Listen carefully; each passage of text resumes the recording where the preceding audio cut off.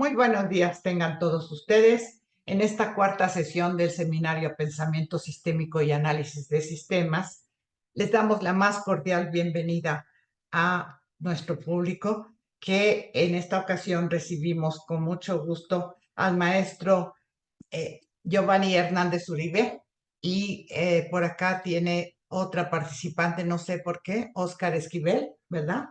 Bueno, Es correcto, entonces, viene conmigo. ok, está ahí con usted. No está conmigo, pero sí es parte de, digamos, de hecho del grupo que participó incluso en este proyecto. Ok.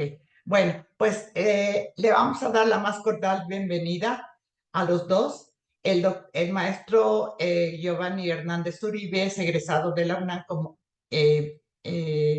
ingeniero mecánico electricista, y tiene sus estudios de maestría y de doctorado en la UNAM en las áreas de energía, sistemas digitales, energía y medio ambiente. Ha sido moderador de sistemas energéticos y consultor en energía. Además, estudió ingeniería química, la maestría en ingeniería en sistemas energéticos, y, como ya mencionamos, y un diplomado en finanzas estocásticas en la UNAM. También es exalumno de la generación 18 del Real World Risk Institute de Nueva York, donde obtuvo un certificado en toma de decisiones con incertidumbre. Además, ha trabajado en diferentes instancias como en la UNAM, el ITSM, en la CEPAL, GIS, BIR. Y pues es muy amplio su currículo, y en este caso nos va a presentar un trabajo titulado Fundamentos de Toma de Decisiones Robustas, RDM, en entornos de incertidumbre profunda para sistemas energéticos. Bienvenido, maestro, adelante. Gracias, doctora. Solamente una precisión. Bueno, no soy ingeniero mecánico, no sé por qué hay ahí un pequeño error. Soy ingeniero químico, pero digo, al final los ingenieros químicos somos herederos de la ingeniería mecánica, entonces no hay ningún problema, solamente para precisar eso. Y segundo, por aquí en el chat me pregunta Rosa Laura si va a hablar va a hablar de manera que se vea de perfil. Ah, ya te entendí, o sea, porque no me veo de frente, ¿verdad? La cosa es que lo que pasa es que tengo tres pantallas, y la pantalla que tengo principal está en el monitor de en medio, ¿no? Entonces me vas a ver un poco ladeado porque la cámara está en la computadora que está a mi izquierda, entonces por eso me veo un poco ladeado. Ok, gracias. Bueno, pues muchas gracias por la invitación. De lo que les quiero platicar es sobre una metodología que es, digamos, es una metodología, y yo diría que es un marco de pensamiento sobre la toma de decisiones con incertidumbre, particularmente lo que le llaman incertidumbre profunda, que vamos a justo a platicar de qué se trata eso. Y en particular, bueno, en mi expertise o bueno, en mi experiencia, pues la aplicación de este tipo de marcos de pensamiento, pues ha estado alrededor de los sistemas energéticos por, digamos, mi experiencia profesional, pero a mi juicio, y vamos a ver en adelante y con las preguntas que ustedes tengan, que también creo que es un marco que se puede trasladar prácticamente a cualquier entorno en donde haya una toma de decisión que tenga incertidumbre profunda, ¿no? Entonces, siéntanse la libertad de interrumpirme cuando quieran, y de todos modos, al final, espero dejar un poco de tiempo para también hacer preguntas y respuestas. Entonces, permítanme, ya. Entonces, a grosso modo, este es el contenido que propongo para el día de hoy. Voy a empezar hablando un poco sobre cuál es el problema de hacer planeación, particularmente en el largo plazo. Mucho de este tipo de metodologías está pensada mucho para la toma de decisiones en el largo plazo, si bien se puede hacer para el corto plazo. En el largo plazo es donde tiene sus mayores, llamémosle ventajas, o sus digamos, o donde se caracteriza mejor, ¿no? Para hacer este tipo de metodologías.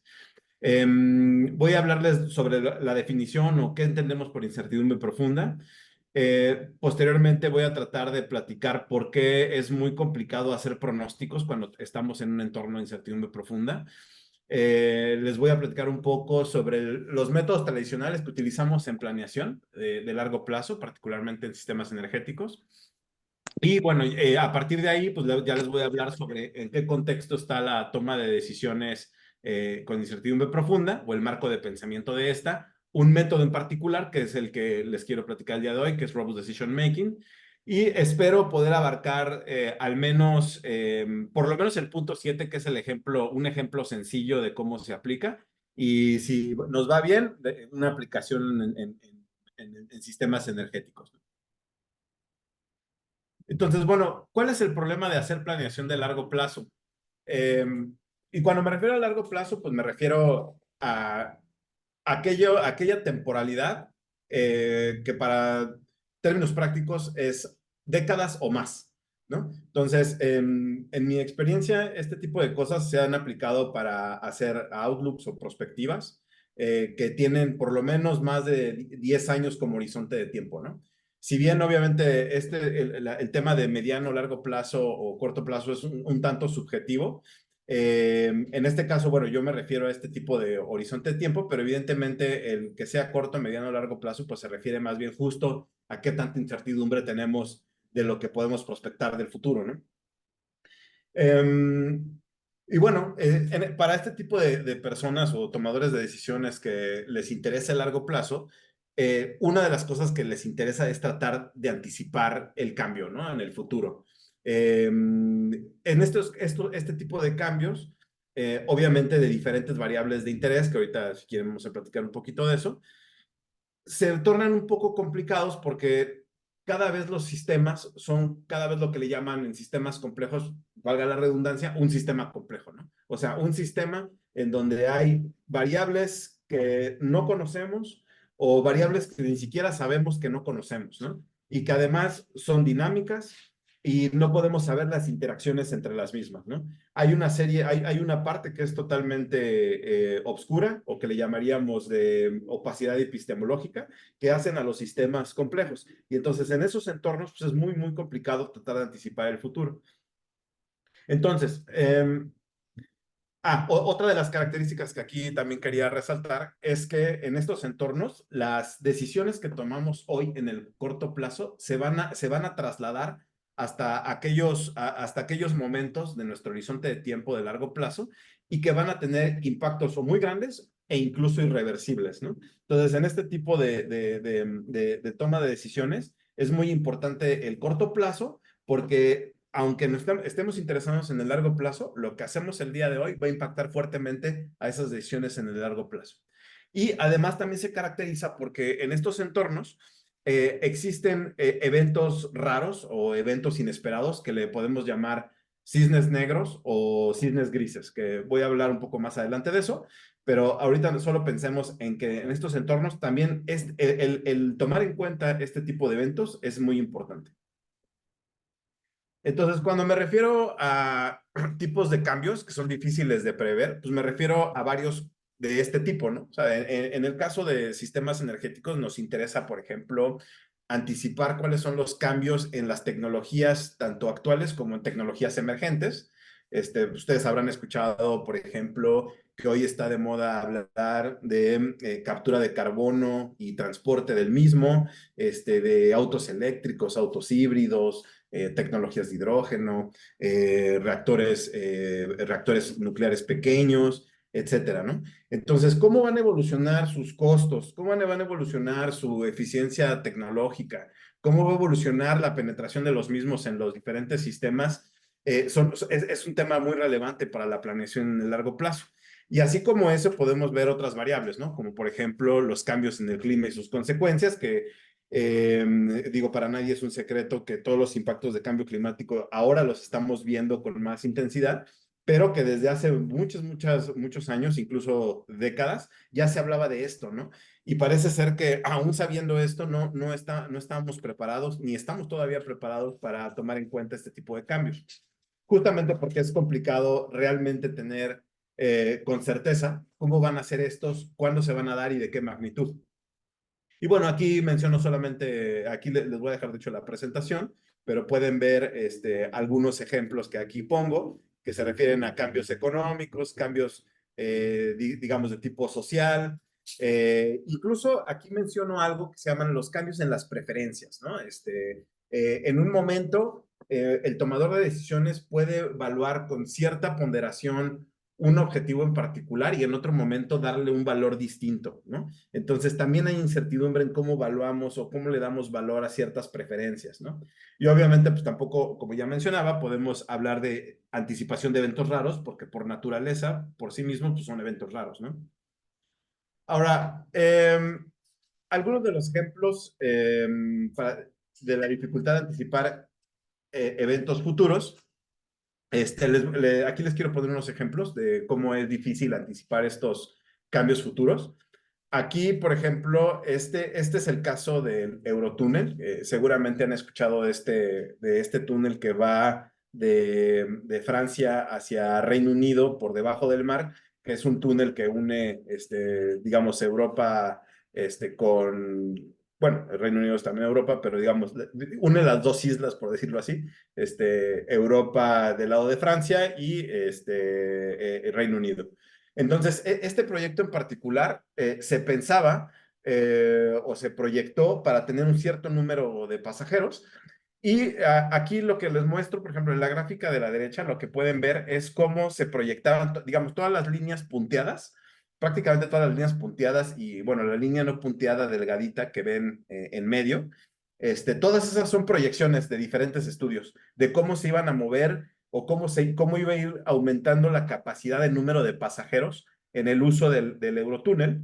Y como se darán cuenta, prácticamente todas están fuera de la realidad, ¿no? Si acaso, tal vez la más cercana es la que está cerca de la que, obviamente de la que es la real, que es la línea negra gruesa, y podrán ver que prácticamente todas las demás están muy sobreestimadas o, digamos, alejadas incluso también de la tendencia, ¿no? En cuanto a la temporalidad. Entonces, ¿qué es lo que pasó con eso? Bueno, pues ignoraron varios aspectos. Se ignoraron, por ejemplo, cuáles serían la competencia entre las diferentes aerolíneas de bajo costo. Se ignoró, por ejemplo, cómo sería el cambio en los precios, en la competencia entre los ferries que unen, digamos, los dos bloques. Y bueno, obviamente otros factores, ¿no? Y las consecuencias de esto es que hubo una sobreestimación muy grande del proyecto en términos de costo y de capacidad. Y pues digamos, 20 años después de la inauguración de este proyecto, apenas empezaron a alcanzar el nivel pasajeros que se preveía en un inicio en el proyecto, ¿no? Entonces, hoy está, digamos, de moda en el debate incluso nacional este tipo de proyectos grandes, donde pues justamente se pueden ignorar un montón de circunstancias y que, bueno, en ocasiones podría ser por simplemente cuestiones políticas, pero en otras incluso es la naturaleza misma de los proyectos grandes, ¿no? En entornos de incertidumbre muy profunda. Entonces, bueno, aquí solo les quería mostrar algunos otros ejemplos de este tipo de proyecciones que normalmente en el largo plazo siempre van a fallar. Por ejemplo, son las adiciones de capacidad de paneles fotovoltaicos a nivel global. Este estudio es de la Agencia Internacional de Energía y como podrán ver prácticamente, o sea, bueno, ahí donde dice WEO se refiere al World Energy Outlook y como verán prácticamente en todas las ediciones, desde el 2002 en adelante, todas están, todas las proyecciones fallan, ¿no? O sea, incluso ustedes vean la línea real, que es la línea negra, que tiene un crecimiento prácticamente exponencial, y prácticamente todas las demás ni siquiera pueden capturar este crecimiento exponencial, ¿no? Ya no digamos que esté desviado de la realidad, sino que el desvío es, digamos, de tendencias lineales a tendencias exponenciales, ¿no? O sea, muy diferente. Y esto es bastante normal, ¿no? En términos de que al tener demasiada incertidumbre es prácticamente imposible conocer esta tendencia, ¿no? Aquí solamente les pongo otras muestras. Este es de consumo de carbón. Este es de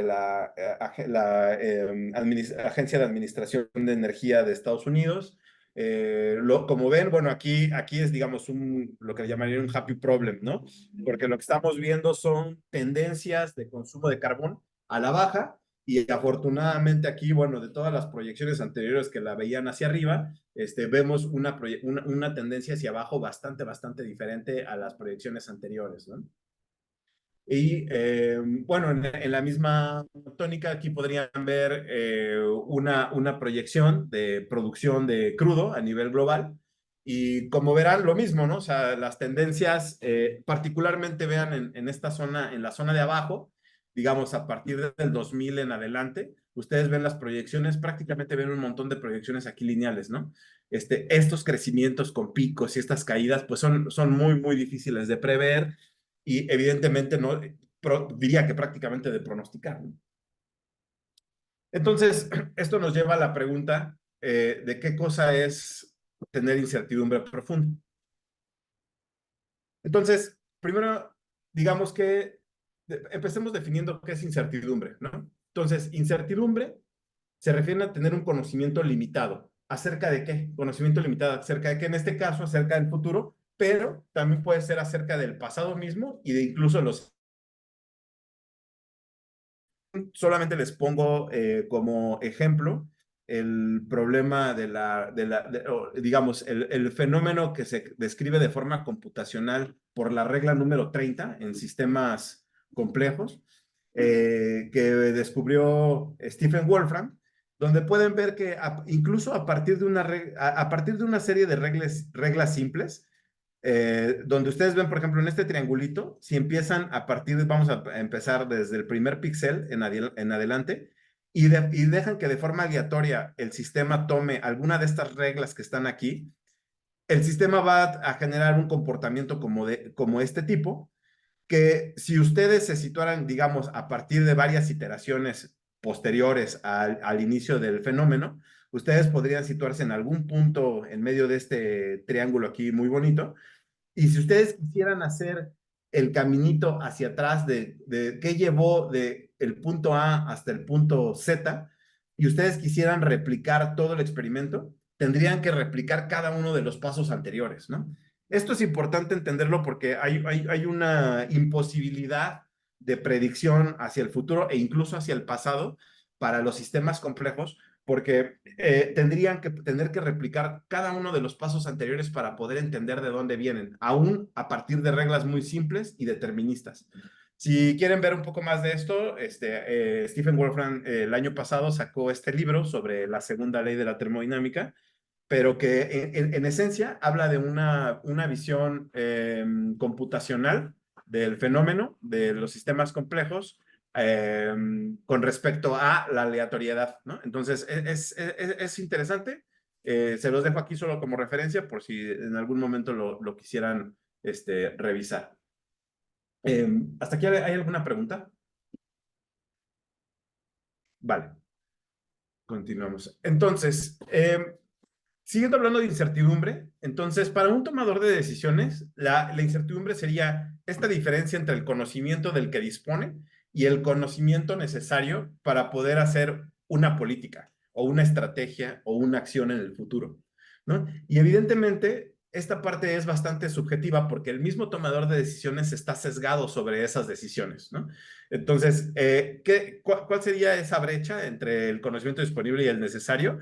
Pues uno, no lo sabemos, y dos, hay una parte totalmente subjetiva del tomador de decisiones y los actores están involucrados en la decisión para poder saber con certeza pues, qué va a suceder en el futuro, ¿no?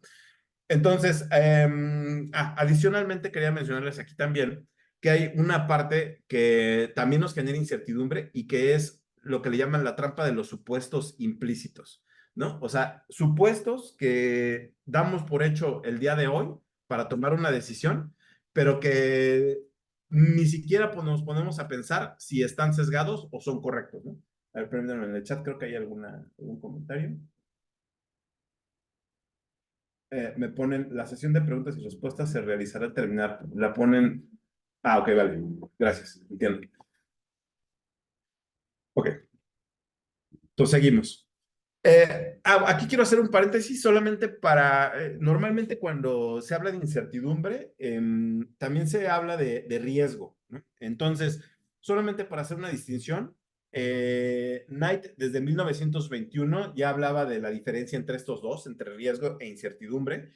Y bueno, nosotros, digamos, de forma muy sencilla, cuando pensamos en riesgo, pensamos en el producto que se dé la probabilidad de un cierto evento y el impacto que tiene ese evento, ¿no? O sea, normalmente sabemos que riesgo se utiliza digamos, métricas de riesgo se utilizan en muchas áreas, particularmente, por ejemplo, en finanzas y en ingeniería también lo hacemos, para ver el riesgo, por ejemplo, de pérdida de carga en el caso de energía eléctrica, o por ejemplo, el riesgo de tener una pérdida económica en la evaluación de un proyecto. Y normalmente lo que buscamos ahí es asignar una probabilidad a un cierto evento de pérdida y calcular y tener una métrica del impacto de este, ¿no? Y entonces damos una métrica, una métrica numérica sobre el riesgo de esto.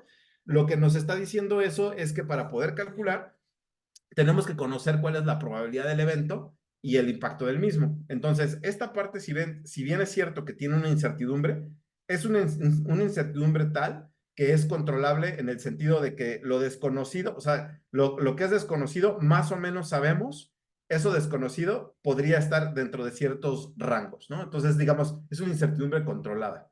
Y todo lo que está fuera de eso, fuera de ese control, sería lo que es incierto y que es incalculable o incontrolable. A eso le vamos a llamar incertidumbre, ¿no? Incertidumbre profunda. En el caso, digamos, de cómo lo definió el profesor Kenneth Arrow en 2001, en el contexto de toma de decisiones para políticas de cambio climático.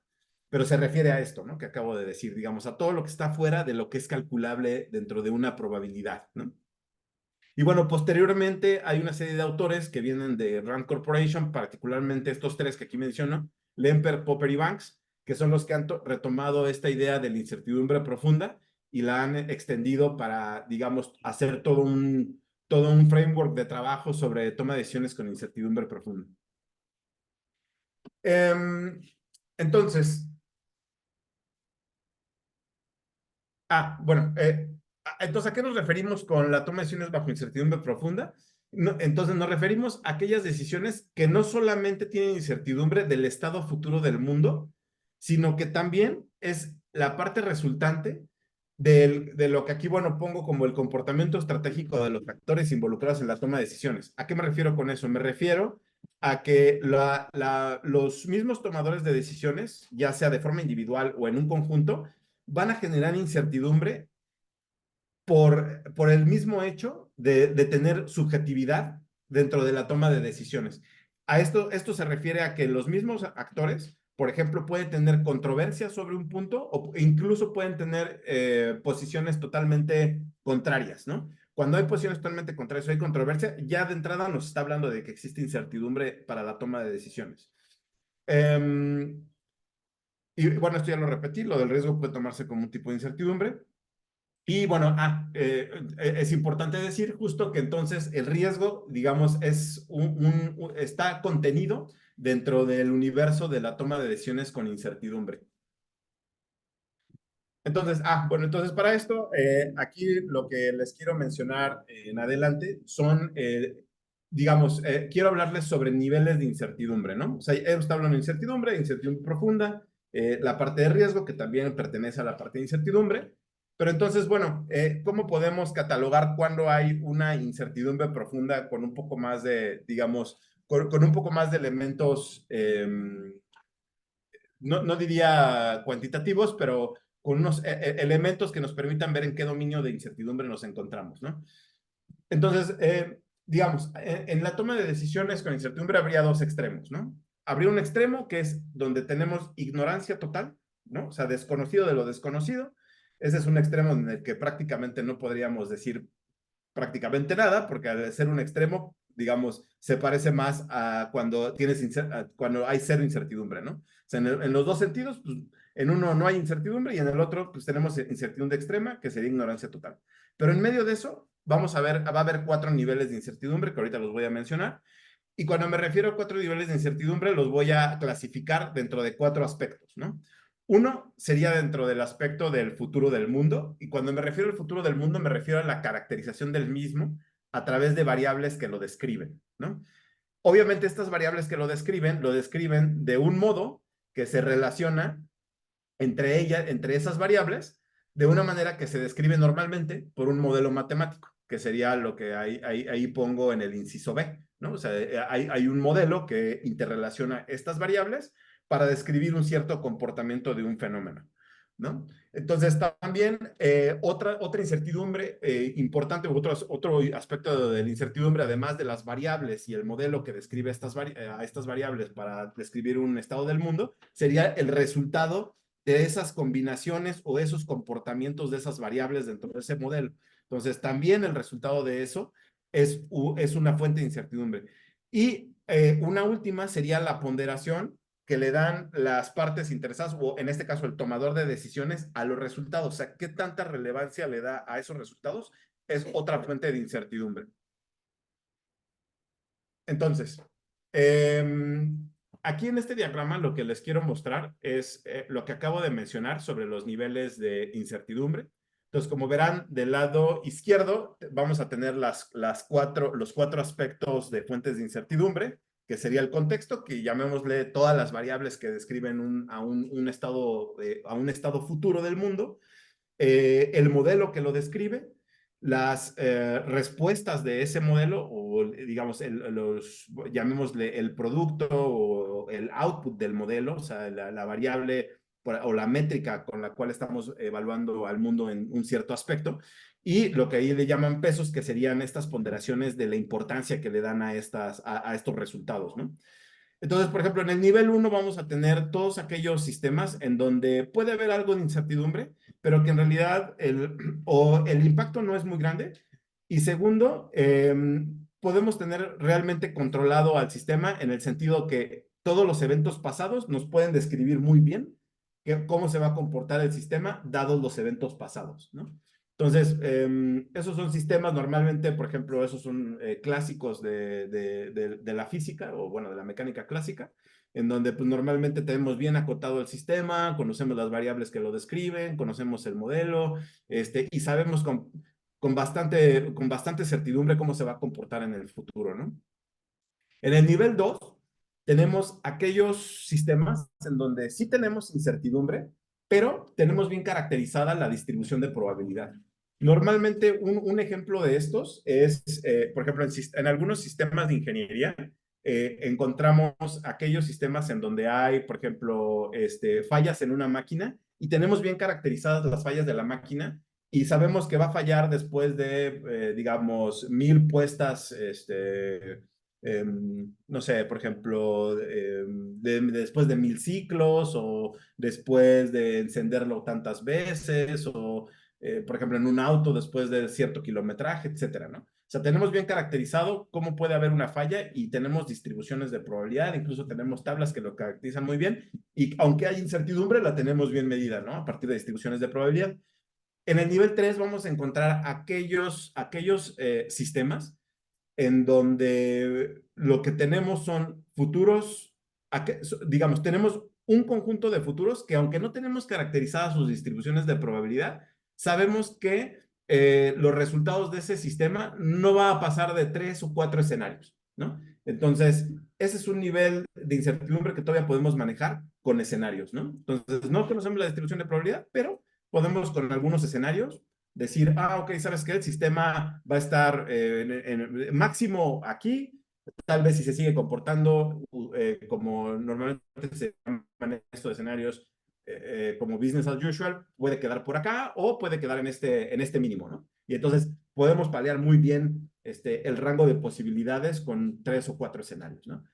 Y luego hay 2 niveles de incertidumbre en donde ninguno de los anteriores ya es posible para describir el sistema, en donde podemos tener muchos futuros posibles o incluso ni siquiera podemos saber cuáles son esos futuros posibles, ¿no? Eso que le llaman aquí el nivel 4B. Ese nivel 4B es lo que se le llama o lo que Nassim Nicolás Taleb le llama como cisnes negros, o sea, eventos los cuales no tenemos idea de que van a suceder y que el pasado no nos puede decir nada acerca del futuro en el sentido de prever que pueda haber un evento como ese. Por eso se le llaman cisnes negros, ¿no? Ustedes saben que esto de cisne negro viene de que alguna vez los investigadores decían que hace muchísimos años, no tengo comprensión ahorita el tiempo, pero decían que solamente existían cisnes blancos y en algún momento me parece que en Australia encontraron un cisne negro, ¿no? Entonces, ese solo evento rompió toda la tendencia anterior y toda la tendencia anterior no puede describir el futuro, ¿no? A eso se refiere un cisne negro, ¿no? Un ejemplo de eso podría ser un terremoto, no sé, en México podría ser a lo mejor uno de 9, ¿no? O sea, es algo que, o de 9 grados, que es inesperado en cierto sentido, o al menos para los que reciben el impacto es inesperado, y los eventos pasados no lo pueden pronosticar, ¿no? A eso se refiere. Y el nivel 4, si puedes tener una cierta idea, ¿no? Pero hay demasiados futuros posibles, ¿no? Entonces hay mucha incertidumbre en ese sentido. ¿Hasta aquí alguna pregunta? Ok. Bueno, entonces, aquí, bueno, solamente resumo un poco lo que estaba mencionando en la lámina anterior acerca de los niveles de incertidumbre. Lo que quiero decir aquí es que en los niveles 4 prácticamente no hay manera que aunque agregue yo más información al sistema, pueda tener mayor certeza, ¿no? Entonces, es una característica importante de la incertidumbre profunda, es que a medida que yo vaya agregando más datos, no voy a ir encontrando más certidumbre del sistema, ¿no? O sea, incluso hay este fenómeno de maldición de dimensionalidad, ¿no? Incluso lo que podría ir generando al ir agregando mayor información al sistema es ir generando correlaciones espurias dentro del mismo, ¿no? Entonces hay una maldición de dimensionalidad en ese sentido, ¿no? Bueno, entonces esas situaciones son las que llamamos incertidumbre profunda.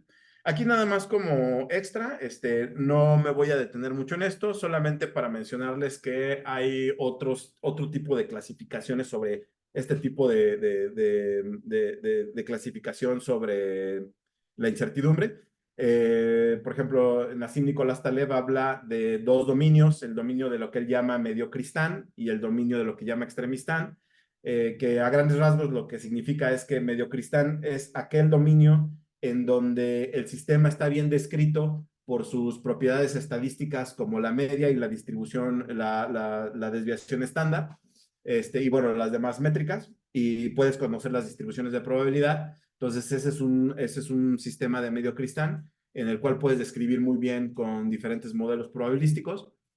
Y hay otros dominios, como el dominio de extremistán, en donde prácticamente no puedes decir nada acerca de la media, de la desviación estándar. Tienes distribuciones con colas gruesas y largas. La población, particularmente en sistemas, por ejemplo, socioeconómicos, el tamaño de la muestra que tienes que tener para poder decir algo acerca del sistema tiene que ser muy, muy grande, porque puedes tener este fenómeno como aquí en la gráfica se ve, en donde aparentemente puedes llegar a tener una cierta convergencia en las métricas importantes, pero que a medida que vas aumentando el tamaño de la muestra, te vas dando cuenta que no converges a nada, ¿no? Y para que puedas tener algo similar a lo que sucede en Mediocristán, tendrías que tener poblaciones muy, muy, muy, muy grandes, ¿no? Entonces, bueno, esto no lo voy a mencionar mucho, solo se los pongo aquí como un adicional, por si les interesa. También está dentro de este marco de pensamiento. Aquí solamente les ponía, este es nada más un ejemplo de lo peligroso que es tomar decisiones en entornos donde la probabilidad no está bien definida, ¿no? Y pensar que sí está bien definida. Ustedes sabrán, por ahí, me parece que es en 1995, si no me equivoco. De hecho, a dos investigadores, dos economistas les dan el premio Nobel por el cálculo de opciones, Merton y Scholz, y crean la ecuación de Black-Scholes, que en el fondo tiene como uno de los supuestos importantes que las distribuciones de probabilidad de los rendimientos se distribuyen como de manera normal, y entonces esto es un error muy, muy grave, porque se dieron cuenta después que pues, las distribuciones de probabilidad, al no ser normales, pues tiene consecuencias muy graves en el cómputo de las opciones y de todos los instrumentos financieros. Y esto llevó a una quiebra muy, muy grande. Me parece, no me acuerdo si es en el 96 o 97, 2 años posteriores al Nobel. Ah, bueno, de hecho aquí está, es en el 98. Y esto fue debido justo a que de fondo tenían como supuesto que las distribuciones de probabilidad se hacían de forma normal, ¿no? Y no era así. ¿Me permiten un segundo? Un segundo.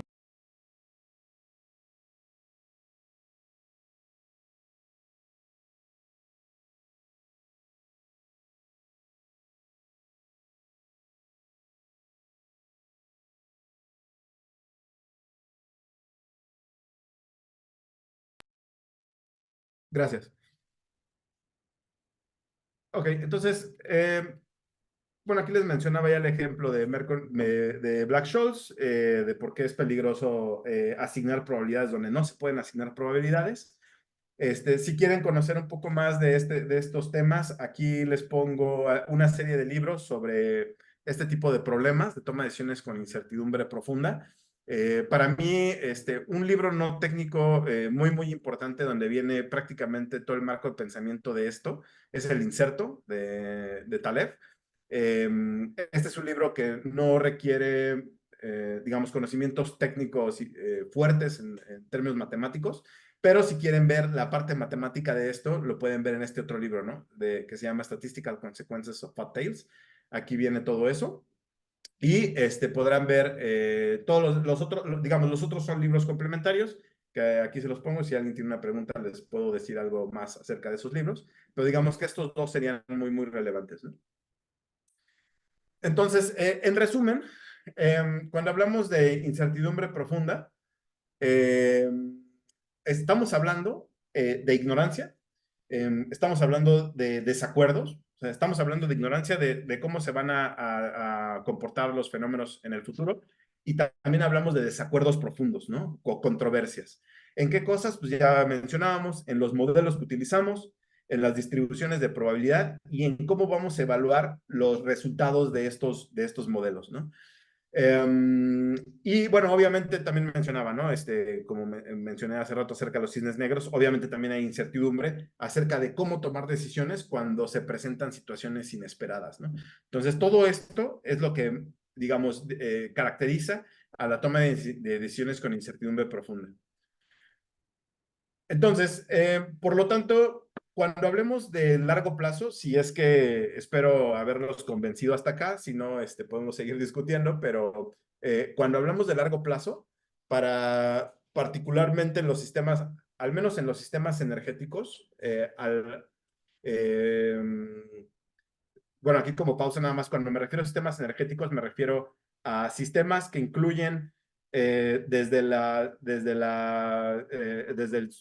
la oferta de los recursos, su transformación, su transporte y su demanda, y particularmente en sistemas grandes que incluyen varias etapas en donde sucede esto, ¿no? Entonces, al ser estos sistemas muy ambiciosos en términos de su estudio de cómo se distribuye la energía desde su oferta hasta su demanda, e involucrada toda la parte económica, digamos, de impacto ambiental, impacto social, impacto político, etcétera. Evidentemente, en el largo plazo, tratar de entender cómo evolucionan estos sistemas, vamos a dar por default que son sistemas con incertidumbre profunda por las razones que ya mencioné anteriormente, ¿no? Y bueno, o sea, ignorar que existe incertidumbre profunda, pues es ignorar la realidad, ¿no? Y esto, ahorita en una de las siguientes láminas les voy a mostrar que lo hacemos continuamente, ¿no?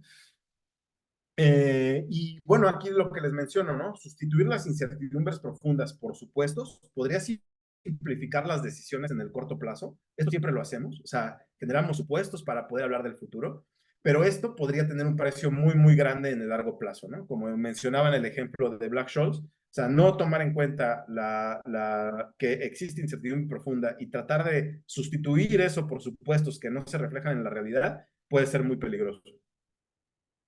Entonces, aquí lo que les quiero mencionar es que hay una imposibilidad de hacer pronósticos, ¿no? De alguna manera, bueno, esto ya lo mencioné, de hecho lo voy a pasar rápido, o sea, ¿por qué hay imposibilidad de hacer pronósticos? Por lo que ya mencionamos, porque hay desacuerdos en el funcionamiento de los sistemas.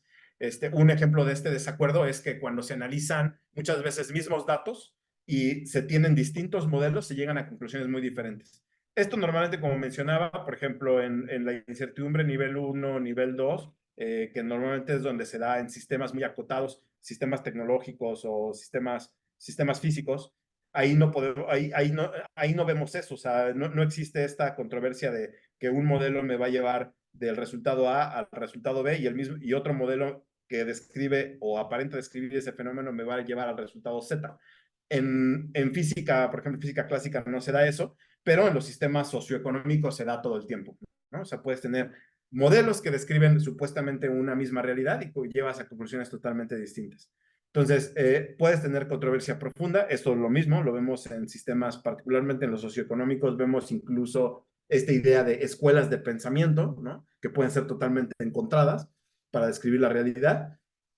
Y bueno, pues como decíamos, todas estas herramientas, o sea, las herramientas que no toman en cuenta esto, pues van a fallar, ¿no? Van a fallar fuertemente en tratar de hacer algo parecido a pronosticar o predecir cómo se comporta el futuro, ¿no?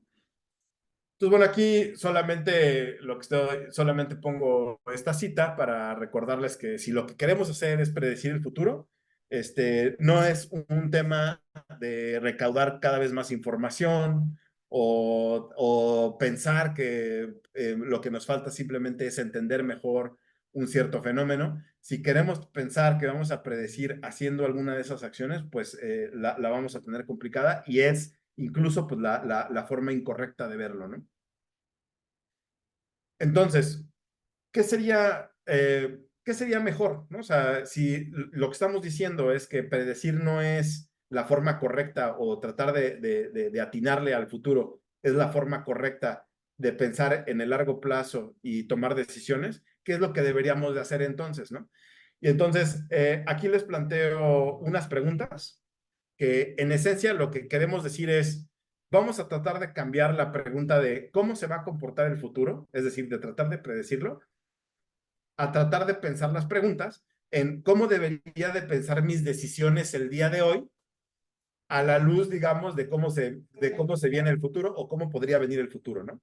O, digamos, cómo deberían de ser las estrategias, mis acciones, digamos, cómo deberían de ser mis planes, de manera que, aunque yo tenga incertidumbre, pueda hacer algo en el futuro, aunque este futuro no lo pueda conocer, ¿no? Entonces, ¿cómo podría una de estas acciones comportarse en un montón de futuros posibles, ¿no? Entonces, realmente lo que estamos tratando de cambiar es la mentalidad de tratar de predecir a una mentalidad más de tratar de prever o tratar de adaptarse ante un futuro no previsible, ¿no? Entonces, digamos, para hacer este cambio de paradigma o este cambio de preguntas, de movernos de predecir a movernos a tratar de anticipar y adaptarnos, entonces viene para eso este marco de pensamiento que le llamamos marco de pensamiento para la toma de decisiones con incertidumbre profunda. Antes de eso, nada más quiero mostrarles, por ejemplo, al día de hoy, cómo hacemos planeación de forma tradicional e incluso, bueno, yo he participado de esa planeación y digamos, incluso ustedes van a ver que muchos de los organismos oficiales, secretarías de Estado, hacen planeación de esta manera, ¿no? Entonces, ¿qué es lo que hacen? Entonces, si se fija, les voy a poner en este diagramita digamos, de cajas. Lo que estoy diciendo es, normalmente lo que se hace en la planeación es que todas las partes interesadas se tratan de poner de acuerdo en cuáles van a ser las condiciones futuras o cuáles van a ser los supuestos de esas condiciones futuras. Si bien nos va, utilizan algún modelo que describe el comportamiento de estos supuestos a lo largo digamos, de un horizonte de tiempo de largo plazo. Lo que tratan de hacer es, entonces, con eso, identificar una serie de estrategias óptimas con base en 3 o 4 escenarios. Y con estos 3 o 4 escenarios, hacer una especie, si bien nos va, en el mejor de los casos, hacer un análisis de sensibilidad para ver, digamos, cuáles son las variables que impactan más dentro del sistema y poder, bueno, ajustar estos planes en función de eso. Y con base en eso, tener estos planes, digamos, de alguna manera normativos, en el sentido de, si yo tengo un plan óptimo bajo una tendencia business as usual, bajo una tendencia, por ejemplo, de alto crecimiento económico, una de bajo crecimiento económico, etcétera, entonces yo ya tengo un plan de cómo debo de trabajar en el futuro a partir de los supuestos que yo hago el día de hoy de cómo se va a comportar el futuro, ¿no? Entonces, como vimos, digamos, en todas las láminas anteriores, lo que estamos haciendo con esto es tratar de acordar supuestos de cómo se va a comportar el futuro, y ya vimos que eso, lo natural, lo que va a suceder es que va a fallar, ¿no? Entonces, cómo tendríamos entonces que cambiar esta mentalidad de hacer, digamos, estrategias óptimas de forma normativa para hacer una planeación más ad hoc a un contexto de incertidumbre profunda? Entonces, para esto, justo se crea esto que se llama el marco de toma de decisiones con incertidumbre profunda, conocida, digamos, en el medio como DMDU, que es Decision Making Under Deep Uncertainty. Si ustedes buscan DMDU en la literatura, pues van a encontrar mucho de esto que estoy comentando y diferentes métodos para tratar de hacer esto.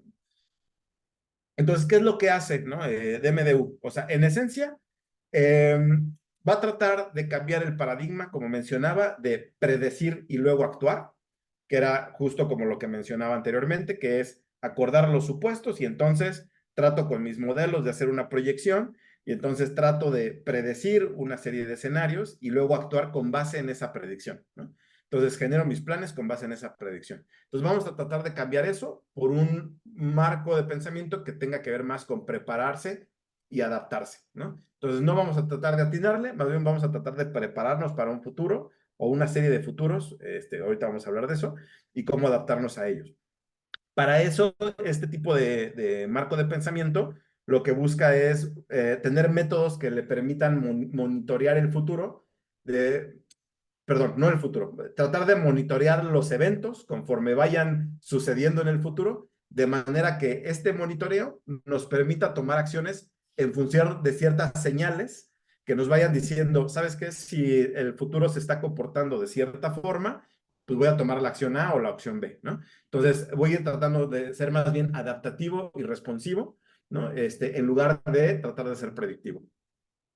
Entonces, bueno, el paradigma, digamos que como se le conoce a esto, sería un paradigma de monitorear y adaptar. Recuerden que el anterior era un paradigma de predecir y luego actuar, y este es un paradigma de monitorear y adaptarse. Ahora, ¿cuáles serían los elementos que componen a este marco de pensamiento de la toma de decisiones con incertidumbre profunda? Se puede clasificar, digamos, en tres secciones importantes. La primera sección, que es la que aquí pongo en verde, sería la parte de establecer un marco de análisis. Ahorita vamos a ver qué es eso. Posteriormente debe de haber una sección, digamos, estos tres, digamos, puntos están interrelacionados y son iterativos. Entonces, el primero trata de establecer un marco de análisis del problema. El segundo lo que trata de hacer es hacer un análisis de la incertidumbre en términos de tratar de explorar lo más que se pueda muchos estados diferentes del mundo en el futuro. Ahorita vamos a dar detalle de eso. Y un tercer elemento de estos métodos es tratar de escoger acciones, tanto iniciales, o sea, el día de hoy, con qué acciones voy a partir para tratar de buscar cómo adaptarme en el futuro y tener acciones de contingencia, que eso es lo importante, ¿no? O sea, porque genero un plan el día de hoy, pero voy a ir adaptándolo conforme el futuro se vaya moviendo, ¿no? En esencia es estas tres cosas que están aquí. No voy a entrar a mucho detalle en esto porque se los voy a, digamos, a poner ya con más detalle dentro del método del que voy a hablar el día de hoy, que es Robust Decision Making. Pero básicamente son estos tres puntos que acabo de mencionar interrelacionados, en donde enmarcar básicamente significa formular las preguntas correctas para el problema en cuestión. Esta formulación de preguntas se hace normalmente de forma colaborativa, ¿no? Con un grupo de tomadores de decisiones. Se recolecta información, se identifican las variables que tienen incertidumbre, los modelos que van a describir un cierto futuro, un cierto estado del mundo a partir de estas variables, los cursos de acción que vamos a tomar con los diferentes futuros que vamos a establecer, digamos, con estrategias de acción me refiero a planes, estrategias, digamos, toda aquella política que me describa cómo voy a actuar dentro de un cierto futuro, eso es un curso alternativo de acción, ¿no? Y después, bueno, vamos a ver cómo a partir de eso vamos a tratar de seleccionar alternativas que no estaban pensadas inicialmente como políticas iniciales y que se van a ir generando justo a partir de este ejercicio de exploración del futuro, a partir justo de modelos, que le vamos a llamar modelos exploratorios o modelos exploratorios, permítanme decirlo así, del mundo, y vamos a estar haciendo esto de forma iterativa. Si esto no quedó ahorita muy claro, no se preocupen, le voy a dar detalle en el método del que voy a hablar en las láminas siguientes. Entonces, bueno, de estos enfoques y herramientas de toma de decisiones con incertidumbre profunda, hay muchas herramientas. Solamente aquí, no me voy a detener en esto prácticamente, solamente mencionarles que hay mucha teoría de dónde viene este marco de pensamiento de toma de decisiones con incertidumbre profunda. Ya mencioné las características que hacen incertidumbre profunda, mencioné, digamos, cuáles son las características de la misma y entonces por qué preferimos un marco que pase digamos, del marco de pensamiento de predecir luego actuar a uno de adaptarse y monitorear.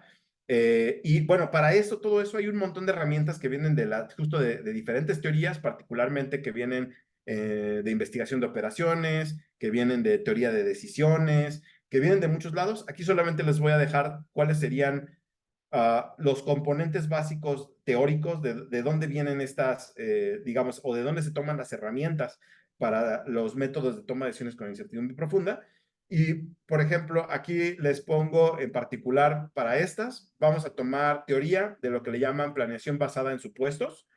Esto es interesante nada más para que no se me vaya, no los vaya yo a confundir.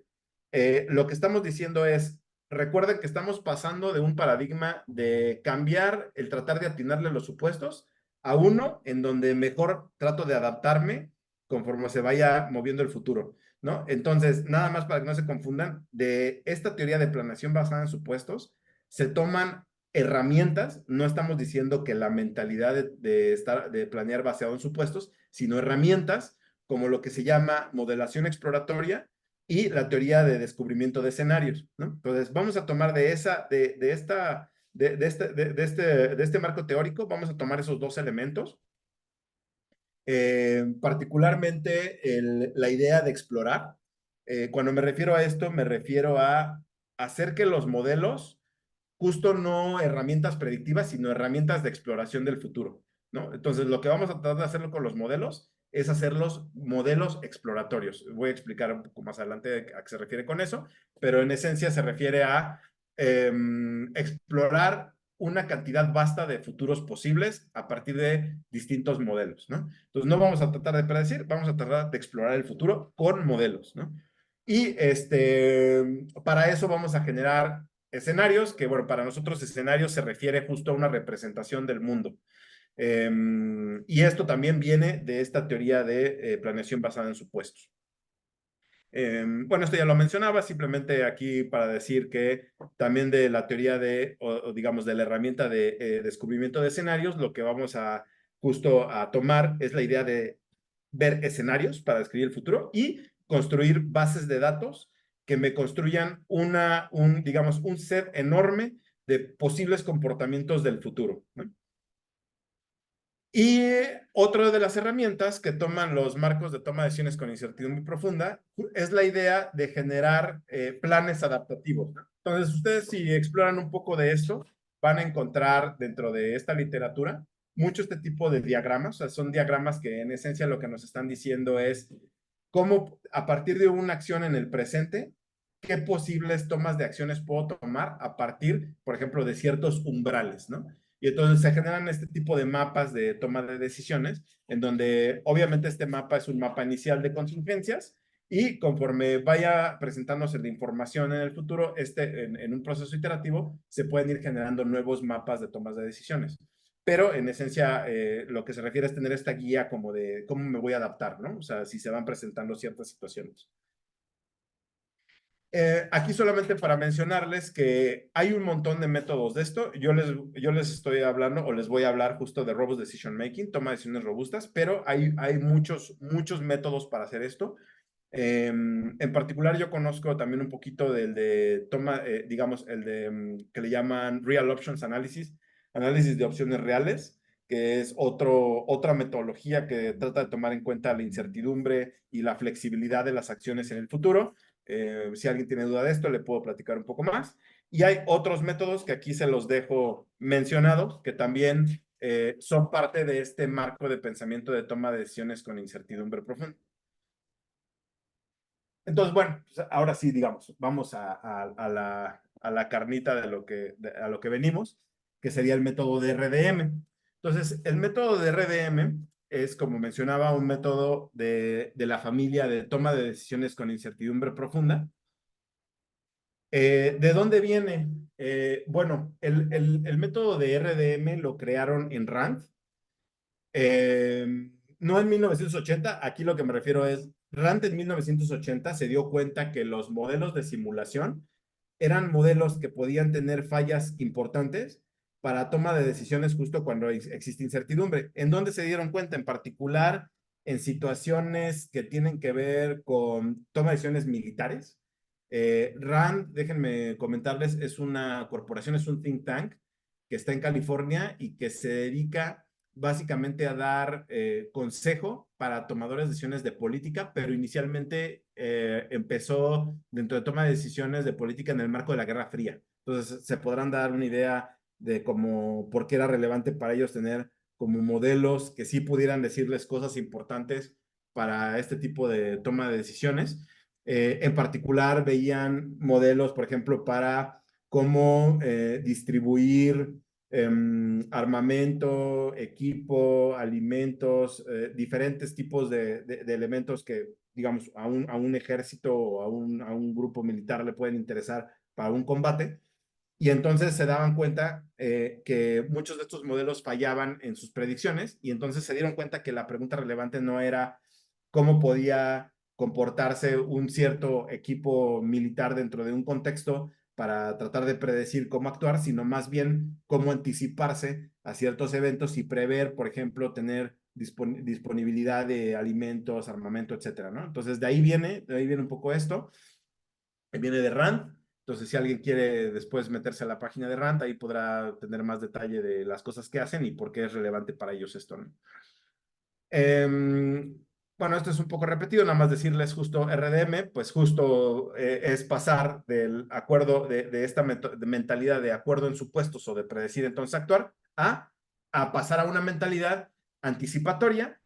Y particularmente para RDM, lo que vamos a tratar no es de, digamos, de tener justo este acuerdo en supuestos como mencionábamos, sino tratar de acordar dentro de los tomadores de decisiones cómo van a ser las decisiones, las decisiones que van a afectar, digamos, el futuro no previsible, sino en una serie de futuros, cómo vamos a actuar, ¿no? Entonces, más bien aquí lo que tratas de hacer es acordar en las decisiones, es decir, acordar qué políticas, qué acciones, qué planes vamos a hacer, en lugar de tratar de predecir, ¿no? Entonces, de eso se trata RDM, este ya lo mencioné, y consiste en lo siguiente, ¿no? Entonces, el método en particular se da a partir de un método de deliberación con análisis. A eso se refiere a que hay un grupo de personas que son tomadoras de decisiones bueno, en este caso, modeladores o digamos, los analistas técnicos, que son los que pueden implementar los modelos matemáticos computacionales para poder tratar de decir algo acerca de las políticas o de las acciones que son de interés para el tomador de decisiones. Entonces, es un trabajo en conjunto. Entonces, se hace una deliberación. ¿Una deliberación de qué? Pues de los objetivos y de las opciones que se tiene en una toma de decisiones, de qué cosa o qué información es relevante para un futuro en particular. Esto es, cuáles serían los modelos a utilizar y las relaciones matemáticas y las relaciones incluso cualitativas entre las diferentes variables que tienen incertidumbre para una toma de decisiones. Y pues revisar estos, digamos, una vez que se hace eso, tratar de revisar los resultados de estos y tratar de ver si se cambia o no se cambia, cómo se cambia, etcétera, ¿no? Entonces, ese proceso se llama proceso deliberativo y en eso consiste RDM, es un proceso iterativo que se describe en este diagrama que aquí les presento. Digamos, es un método de 5 pasos en donde en el proceso inicial es lo que vamos a llamar como el encuadre o el enmarque del problema. Ahorita describo qué se refiere a esto. Luego de que se enmarque el problema, vamos a tratar de evaluar de alguna manera, que voy a explicar cómo, cómo se va a comportar mis políticas o mis acciones dentro de una serie de futuros posibles. Una vez que hago esa evaluación, voy a tratar de identificar cuáles son futuros vulnerables, en los cuales, ahorita vamos a definir qué es vulnerables, pero voy a tratar de definir una serie de futuros que sean vulnerables. Una vez que identifico esos futuros vulnerables, voy a tratar de buscar aquellos futuros en donde no lo soy, y si no soy vulnerable, entonces voy a tratar de ver en esos futuros en los que no soy vulnerable, qué es lo que los caracteriza y tratar de identificar aquellos futuros que no tenía previstos inicialmente. Y eso es a lo que le vamos a llamar aquí trade-off análisis o análisis de compensaciones o digamos este análisis en donde yo puedo ver futuros que no contemplaba al inicio y que pueden ser interesantes y que entonces incluyo nuevamente en mi evaluación de los futuros haciendo un proceso iterativo. Entonces, el punto 5 justo es, a partir de este trade-off análisis, buscar pues cuáles son estrategias nuevas, ¿no? A partir de este análisis de trade-offs. Ya que veo si encuentro estrategias nuevas, vuelvo a hacer todo este proceso y voy a tratar de identificar justo aquellas políticas o aquellas acciones que yo estoy determinando en donde estas acciones hacen que un futuro posible, para ese futuro posible, mi estrategia sea robusta para una gran cantidad de ellos, ¿no? Cuando yo identifico que esa política se comporta de forma robusta, ahorita vamos a explicar qué es robusto, y lo hace dentro de un gran conjunto de futuros posibles, esa estrategia podría decirse que ya es una estrategia robusta, ¿no? Y ahí se terminaría el proceso. Entonces, para ir detallando esto, ¿no?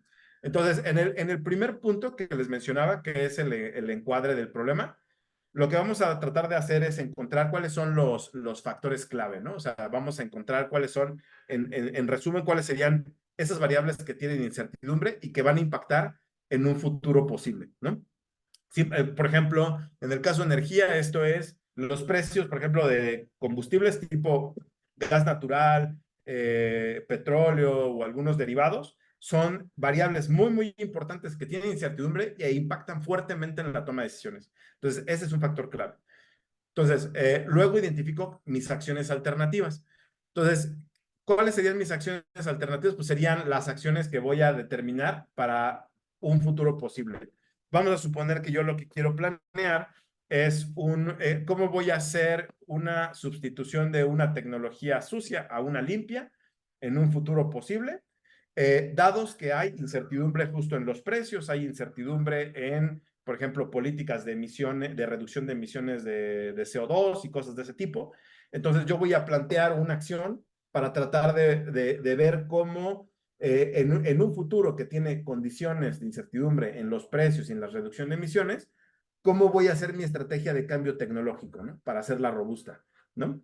Entonces, mi acción sería esa, la acción de cambio tecnológico, ¿no? Que estaría caracterizada, por ejemplo, por una temporalidad y por ejemplo, por la capacidad en términos de voy a sustituir tanta capacidad de energía sucia por energía limpia, en determinados momentos del tiempo, etcétera, ¿no? Entonces, esas son las acciones que voy a evaluar. Y voy a determinar los modelos que me describen esto, ¿no? Entonces, tengo ciertos modelos, por ejemplo, un modelo de evaluación de proyectos que me describe con base justo en los precios de los combustibles, en las características tecnológicas, cuánto me va a costar hacer un cierto cambio, ¿no? Entonces, evidentemente, el modelo me interrelaciona los precios, los costos y ciertas restricciones con cómo se va a comportar un futuro, pero pues, obviamente no me va a decir cómo se predice, simplemente me dice cómo se interrelaciona. Esto se va a hacer, este ejercicio se hace a través de una matriz que se llama matriz de XLRM, que es una matriz como esta, que resume todo lo que les acabo de mencionar anteriormente, pero de forma estructurada, en donde la parte que, digamos, la parte de la X se refiere a todas las incertidumbres que tenga dentro del problema. La L se refiere a levers o, digamos, palancas, que para nosotros en español serían básicamente las estrategias o políticas, como ya mencionaba, para un cierto futuro. La R se va a referir a las relaciones, básicamente se refiere a los modelos que me interrelaciona justamente cómo se comportan estas variables con incertidumbre a partir de una cierta política, cómo se va a comportar y cuál va a ser el resultado de eso, pues un valor numérico normalmente también puede ser cualitativo, pero un valor numérico, que sería nuestra métrica de comportamiento de ese futuro posible, ¿no? Es decir, por ejemplo, un futuro puede estar caracterizado por su costo, por su nivel de reducción de emisiones, por la cantidad de energía que produce, etcétera, ¿no? Pueden ser distintas métricas, ¿no? Entonces, una vez que tenemos perdón, ¿hay alguna pregunta hasta aquí? Ya, digamos, ya estamos cubriendo qué sería el proceso de RDM, ¿no? Con toda confianza. Bueno, en el punto 2, que mencionábamos, que es evaluar las estrategias futuras, lo que vamos a hacer en ese punto 2 es básicamente tomamos un modelo y como mencionaba anteriormente es este modelo que describe cómo se comportan mis variables a partir de cierta estrategia o cierta política o cierta acción y me da un output. Obviamente, al yo tener mucha incertidumbre en mis variables, puedo tener distintos resultados de ese modelo y por tanto distintos futuros posibles, ¿no? Entonces, lo que voy a hacer con el modelo es tratar de diseñar un experimento que contemple todas esas incertidumbres y con ese diseño experimental generar una base de datos muy, muy grande. Ahorita decimos qué es eso de grande. Vamos a generar una base de datos en donde cada uno de los resultados de esa base de datos es un futuro posible, ¿no? Entonces, esta parte del paso 2, que se le llama evaluación de estrategias de futuros, es básicamente poner en marcha el modelo exploratorio para describirnos un set muy grande de futuros posibles.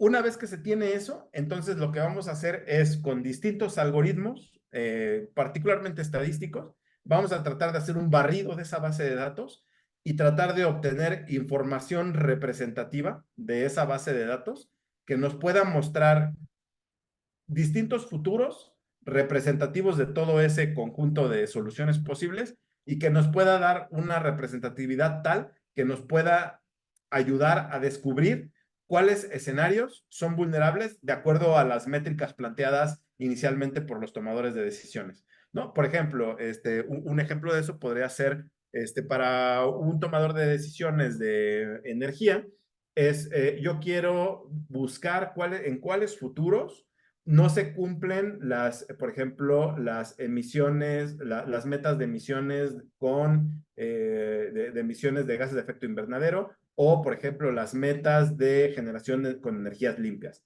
Entonces, todos los futuros en donde no cumpla eso son futuros vulnerables, ¿no? Y entonces quiero ver qué los caracteriza para ser vulnerables, ¿no? Esa es un poco la idea de esta parte del método. Y agruparlos y caracterizarlos, ¿no? Entonces, una vez que se tiene eso, entonces vamos a buscar justo lo que le llaman como el análisis de compensaciones. Ya tengo identificados mis futuros que son vulnerables y caracterizados. Si tengo obviamente los vulnerables, por ende tengo los que podrían llamarse robustos también, ¿no? O sea, aquellos futuros que se comportan bien dentro de todo ese set y que también tienen ciertas características. Entonces, al caracterizarlos, voy a buscar dentro de ellos aquellos futuros que no tenía previstos inicialmente y que pueden ser interesantes para generar una estrategia nueva o identificar justo qué lo caracterizó para identificar, por ejemplo, umbrales de toma de decisión, ¿no? Entonces, eso es lo que hago en este punto 4, que está obviamente, como observaron, relacionado con el punto 3, pero digamos ya sería la caracterización numérica, ¿no? De cada uno de estos futuros. Y una vez que ya tengo eso y los tengo identificados este trade-off análisis, entonces voy a plantear futuros nuevos, ¿no? Si ese es el caso. Si dentro de la primera iteración ya encontré estrategias que podría considerar robustas, simplemente ahí acabo el proceso y entonces puedo definir cuáles serían mis políticas robustas, ¿no? Entonces, que justo, bueno, es este punto 5, ¿no? O sea, identificar y evaluar las estrategias que son potencialmente más robustas y, bueno, incorporar, si era el caso de que no contemplabas de edición 1, pues incorporarlas también a mis estrategias, ¿no? Como parte de mis estrategias adaptativas. Entonces, bueno, aquí lo voy a pasar rápido, pero nada más les menciono. Para evaluar métricas de desempeño, digamos, hay de dos tipos, las que llamaríamos métricas absolutas, o sea, que tienen definido de forma específica y no es, digamos, invariante en el sentido de que, por ejemplo, pues ganancias son ganancias, ¿no? Entonces, una métrica absoluta sería una métrica como las ganancias, energía producida, beneficios, sobre costos, todo ese tipo de métricas son métricas absolutas. Se pueden utilizar perfectamente para RDM. Hay otras métricas que llamaríamos métricas de tipo relativo, en donde encontramos, por ejemplo, criterios de arrepentimiento, ¿no? O sea, simplemente se refiere a, dentro de un set muy grande de futuros, pues tendríamos ciertas métricas de ciertos futuros que se ven mejor en un futuro o en otro. Y relativo, un futuro relativo a otro es mejor con función de métricas absolutas, pero es relativamente mejor utilizando métricas relativas en términos de cuál hace que me arrepienta menos, ¿no? O sea, de estos futuros, ¿no? Esa es una métrica relativa. Lo menciono así porque en general normalmente se toma un híbrido de esas dos cosas, ¿no? O sea, una métrica que es absoluta, como por ejemplo costo y reducción de emisiones, y buscamos aquellos futuros en donde me arrepienta menos con la evaluación de esas dos métricas, por ejemplo, de costo y emisiones. Voy a identificar aquellos futuros en donde me arrepienta menos, ¿no? O en donde obviamente, bueno, no me arrepienta, ¿no? Si es el caso, ¿no? Entonces, aquí hay varios criterios, les menciono aquí algunos métodos, a lo mejor varios de ustedes ya conocen varios de estos, es posible incluso que mejor que yo, lo único que aquí quiero mencionar es que la diferencia es que, por ejemplo, en métodos en donde puedo tener definidas las probabilidades, que son, por ejemplo, en los métodos de riesgo, normalmente en estos, lo que se hace o lo que se toma como métrica, pues es el producto de la probabilidad por la utilidad de un cierto futuro plausible. Con utilidad me refiero justo a eso, ¿no? A mayor costo, mayor generación. Entonces, por ejemplo, una probabilidad grande por el producto de una probabilidad grande por una utilidad grande y digamos sería un futuro deseable y dentro de todo ese set de futuros posibles, pues el que sea máximo, pues sería un resultado deseable, ¿no? Pero eso, digamos, es cuando tienes probabilidades. Cuando no tienes eso, pues lo que tienes que buscar son métricas que no consideran la probabilidad y por tanto consideran más bien criterios, por ejemplo, de arrepentimiento, ¿no? Uno muy sencillo es esto, ¿no? O sea, buscar cuál es el mejor peor caso, ¿no? Entonces, a partir del mejor peor caso, todo lo que esté por arriba de eso es un futuro deseable. Todo lo que esté por debajo de eso no es deseable y sería, para nuestros términos, sería vulnerable, ¿no? Y como ese método hay varios, normalmente RDM utiliza una combinación, por ejemplo, de mínimo arrepentimiento con una métrica absoluta como, por ejemplo, costo o, por ejemplo, reducción de emisiones, cosas de ese tipo, ¿no? Entonces, buscas arrepentimiento y un criterio de dominio, ¿no? Esto se los voy a dejar si alguien quiere ver más detalle de esta parte como más técnica, pues ahí se los voy a dejar.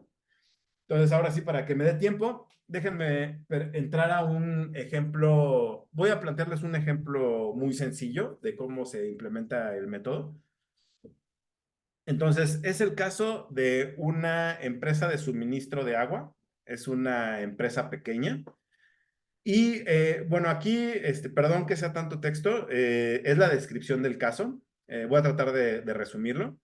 Entonces, tienen el caso de una pequeña empresa de agua, toma agua de un río y esta empresa suministra agua a diferentes clientes, ¿no? Entonces, tiene clientes de diferente tipo y bueno, dentro de su plan digamos, de futuro o su estrategia de futuro, digamos, el consejo de administración, los tomadores de decisiones o lo que le llaman stakeholders, van a definir una serie de criterios para ver que su expansión de futuro de su compañía o en este caso de la planta de suministro de agua, pues sea robusta, ¿no? Y entonces para esto van a definir una serie de criterios, ¿no? Entonces, uno de los primeros criterios es que ellos van a considerar que el almacenamiento seguro dentro de esta planta, piensen por ejemplo en un embalse, y este embalse lo van a considerar seguro si más del 90% del tiempo tienen un nivel mayor o igual al 90% de su almacenamiento. Entonces, eso van a considerarlo como un almacenamiento seguro, ¿no? Lo que se menciona también en el caso es que la compañía tiene un modelo que les puede permitir describir cómo evoluciona la demanda, ¿no? La demanda de agua de diferentes clientes. Solamente cuando me refiero a esto, me refiero que es un modelo que va a correlacionar las variables, por ejemplo, como, digamos, suministro de agua, condiciones climáticas, tipo de cliente, etcétera, y para poder pronosticar un tipo de demanda, ¿no? Bajo esas condiciones, ¿no? Entonces, es un modelo que les permite correlacionar todo eso. Tiene incertidumbre porque no sabemos, por ejemplo, cómo van a ser la variedad de cambios en las precipitaciones en diferentes condiciones climáticas. Entonces, ahí hay una fuente de incertidumbre. La otra es que las proyecciones de la demanda futura tampoco saben exactamente cómo van a ser. Ellos han definido un rango que consideran puede ser mínimo de 75 millones de galones por día hasta máximo 120 millones de galones por día. Entonces, ese es un rango que ellos definen en donde la demanda puede estar puede ser cualquier número en medio de eso. También consideran que tienen incertidumbre en qué tipos de clientes los van a seguir contratando en el futuro y ellos caracterizan que hay 3 tipos que ellos caracterizan aquí como tipo de contrato. Por ejemplo, un cliente potencial de tamaño grande, mediano y pequeño. No se da más detalle en el caso, pero simplemente es para poder caracterizar que hay mayores condiciones de demanda. Una mayor condición de demanda, pues va a ser un cliente más grande, ¿no? Entonces, hay cierta incertidumbre en qué tipo de cliente de pronto pueda contratarles y entonces, pues hay un riesgo, ¿no? De no poder satisfacer la demanda por, digamos, cierto nivel de clientes, por ejemplo, grandes, ¿no? Y obviamente, bueno, todos estos son las condiciones que hacen del problema un problema con mucha incertidumbre, particularmente yo diría que de la parte de las condiciones climáticas, ¿no? Esto lo hace un problema con incertidumbre profunda. Entonces, utilizando esta matriz que les mencionaba de XLRM, vamos a tratar de hacer el paso 1 del método, que es el paso de la toma de decisiones con incertidumbre y que le llamamos encuadre del problema, ¿no? Entonces, para hacer el encuadre del problema usamos esta matriz y lo que vamos a hacer es identificar las incertidumbres. Entonces, como ya mencionaba en el caso, una de las incertidumbres pues son las condiciones climáticas, ¿no? Otra de las incertidumbres es la demanda de los clientes existentes. Esto se refiere a, por ejemplo, pues el nivel de demanda que mencionaba que iba a estar entre 75 y 120, pues no se sabe cuál es. Condiciones climáticas pueden ser, aquí nada más para adelantarles, pueden ser húmedas, digamos, húmedas poco calientes o en el extremo seco, seco muy caliente. Y ahí hay varios niveles, ¿no? Dentro del problema, acá, perdón, creo que no lo mencioné, disculpen, déjenme regresarme una. Lo que ellos mencionan es que una universidad les proporciona a ellos 10 proyecciones de cambio climático, en donde vienen todas estas combinaciones de año seco, año húmedo, si es caliente, si es más, bueno, menos caliente, y esas condiciones están correlacionadas al nivel de precipitación, ¿no? Entonces digo, solamente para mencionarlos y espero no confundirlos. Entonces, bueno, eso es obviamente otra fuente de incertidumbre. Y la que mencionaba que era el tipo de contratos, ¿no? Si era grande, pequeño o mediano, ¿no? En términos del contratante de mayoreo, ¿no? El contratante mayorista. Eh, entonces, estas son las incertidumbres. Entonces, ¿cuáles son las estrategias que tiene la compañía de agua? Ellos básicamente definen 2 estrategias que quieren evaluar. Una estrategia que sería cómo actuarían ellos bajo un contexto de la infraestructura actual que tienen, ¿no? Entonces, a esa estrategia de, digamos, mantenerse como están, le van a llamar línea base. Luego van a tener otra estrategia que es, oigan, vamos a invertir en tecnología.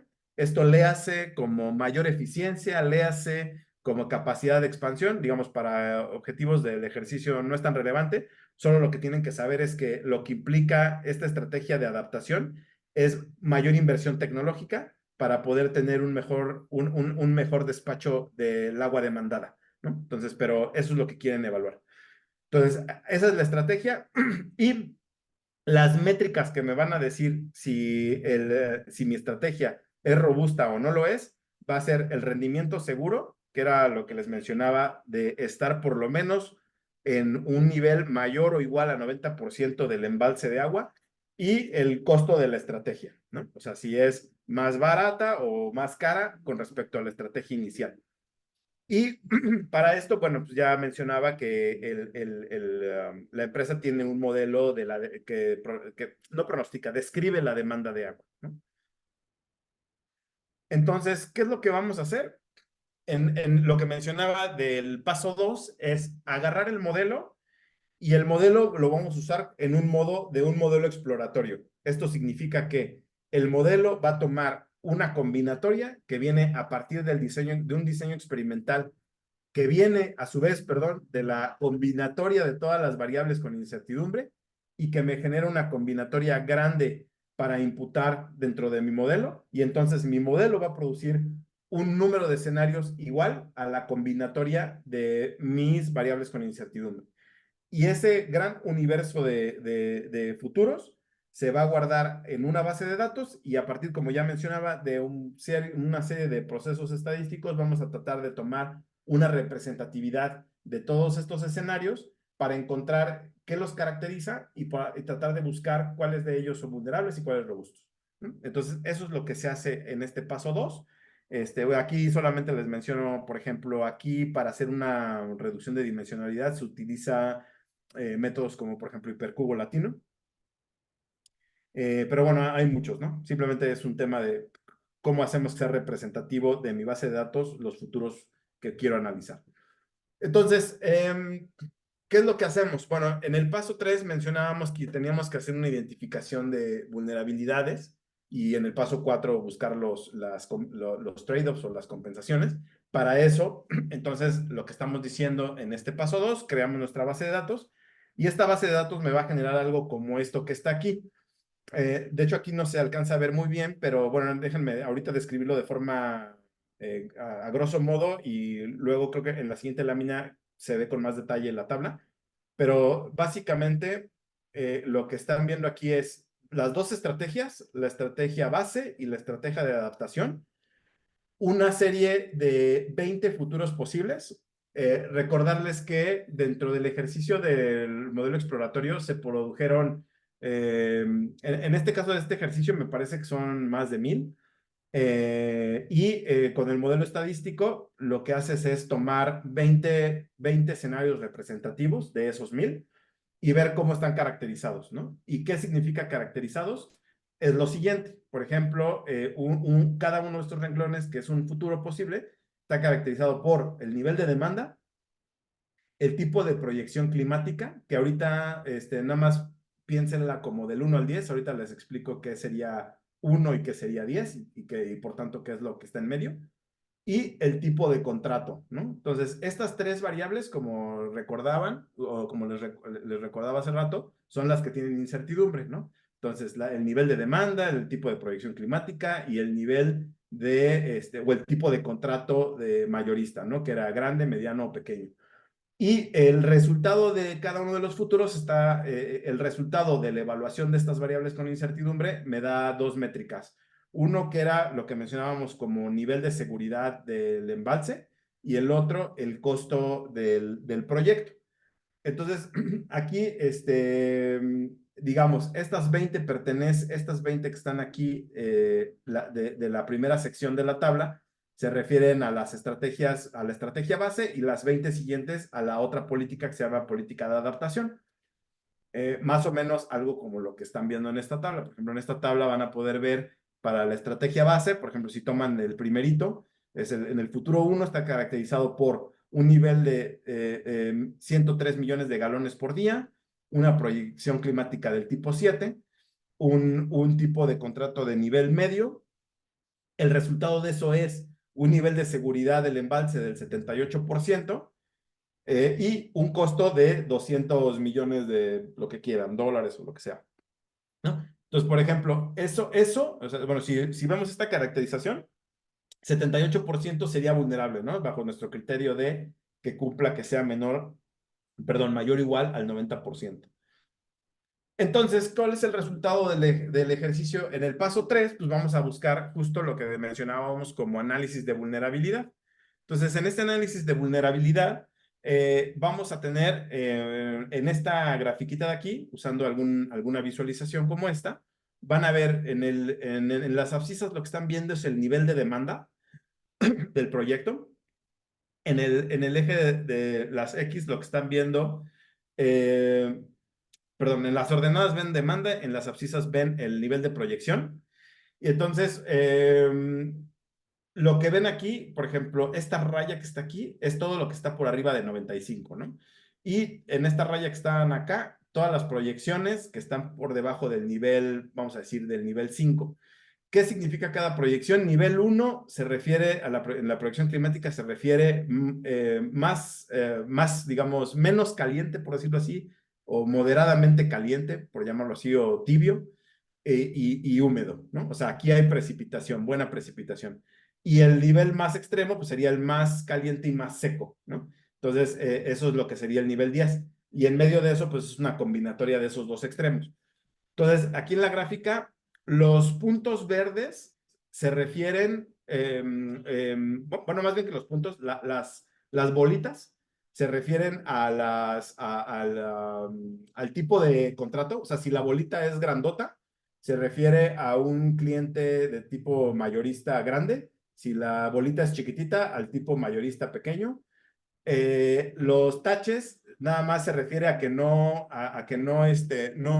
cumple con las metas, es decir, que no cumple con el embalse mayor o igual a 90%. Y entonces, pues, digamos, todas las que son bolitas, o sea, todos los puntos verdes sí cumplen el nivel de embalse. La diferencia entre si es grande o chico es el nivel de contrato.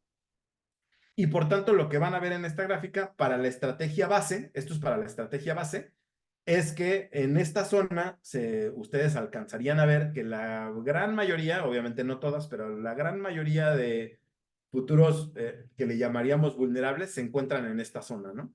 Y entonces, un poco aquí el ejercicio es un tanto subjetivo en el sentido de que son los tomadores de decisiones los que definen si esto es aceptable o no, ¿no? Si este nivel de vulnerabilidad que aquí está compuesto por proyecciones climáticas por arriba de 6 y demandas de agua mayores al 95 hacen de un escenario vulnerable, eso es relativamente subjetivo y está, digamos, sujeto a que el tomador de decisiones acepte esto como algo que es vulnerable.